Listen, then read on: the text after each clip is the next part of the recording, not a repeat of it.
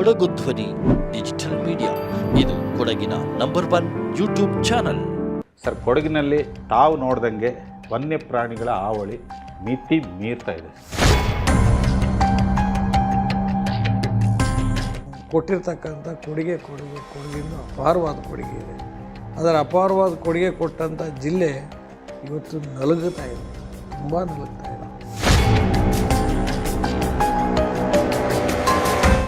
ಅಟ್ರಾಕ್ಷನಲ್ಲಿ ಕೊಡಗು ಹಿಂದೆ ಬಿದ್ದಿಲ್ಲ. ಅಂಥ ಒಂದು ರಮಣೀಯವಾಗಿರ್ತಕ್ಕಂಥ ಸ್ಥಳ ನಾನು ಹೇಳಬೇಕಂದ್ರೆ, ನಾನು ಹಲವಾರು ದೇಶಗಳನ್ನು ತಿರುಗಿದ್ದೀನಿ. ಆದರೆ ಸ್ವಿಟ್ಜರ್ಲೆಂಡ್ಗಿಂತ ಮೀರಿದಂಥ ಒಂದು ಕೊಡಗು ಪ್ರಕೃತಿ ದೇವರು ನಮಗೆ ಕೊಟ್ಟಿದ್ದಾನೆ. ತಾವೀಗ ಒಂದು ಸುದೀರ್ಘವಾಗಿ ನೋಡಿದ್ರೆ ಅಧಿಕಾರಿಗಳ ನಿರ್ಲಕ್ಷ್ಯ ಎದ್ದು ಕಾಣ್ತಾ ಇಲ್ಲ. ಅದಕ್ಕೆ ಫಾರೆಸ್ಟ್ ಗಂಧ ಗಾಳಿ ಗೊತ್ತಿರ್ತಕ್ಕಂಥ, ಗುಡ್ಡಗಾಡ ಪ್ರದೇಶದ ಅನುಭವ ಇರ್ತಕ್ಕಂಥ, ಮಲೆನಾಡು ಪ್ರದೇಶದ ಅನುಭವ ಇರ್ತಕ್ಕಂಥ ಫಾರೆಸ್ಟ್ ಮಂತ್ರಿ ಇದ್ದರೆ ಸ್ವಲ್ಪ ಅನುಕೂಲ ಆಗ್ಬೋದು. ಗಂಧ ಗಾಳಿನೇ ಗೊತ್ತಿಲ್ಲದಿದ್ದದು ಫಾರೆಸ್ಟ್ ಅಂದರೆ ಏನು ಅಂತ ಗೊತ್ತಿಲ್ಲದಿದ್ದಾರೆಲ್ಲ ಫಾರೆಸ್ಟ್ ಮಂತ್ರಿಗಳಾಗ್ತಾರೆ.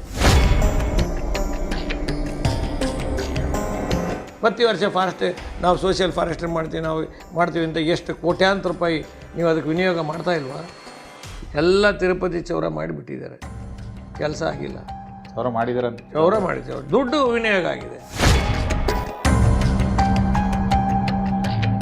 ನಾನು ದುಡ್ಡು ಇದೆಯಾ ಇಲ್ಲ ಅಂತ ನಾನು ಅದ್ರ ಬಗ್ಗೆ ಹೇಳಕ್ಕೆ ಹೋಗಲ್ಲ. ಆರ್ಥಿಕ ಭದ್ರತೆ ಬಗ್ಗೆ ಭಾಳ ಚೆನ್ನಾಗಿದ್ದೀವಿ ನಾವು, ಆರ್ಥಿಕದಲ್ಲಿ ಏನೂ ತೊಂದರೆ ಇಲ್ಲ ಅಂತ ಪದೇ ಮಾನ್ಯ ಮುಖ್ಯಮಂತ್ರಿಗಳು ಹೇಳ್ತಾರೆ, ಇರೋ ಸಚಿವರುಗಳು ಎಲ್ಲರೂ ಸರ್ಕಾರ ಎಲ್ಲರೂ ಹೇಳ್ತಾರೆ. ಹಂಗಾರೆ ನಿಮ್ಗಂತ ಬಂಡವಾಳ ಇದ್ದರೆ ಕೊಡ್ಬೇಕಲ್ಲ.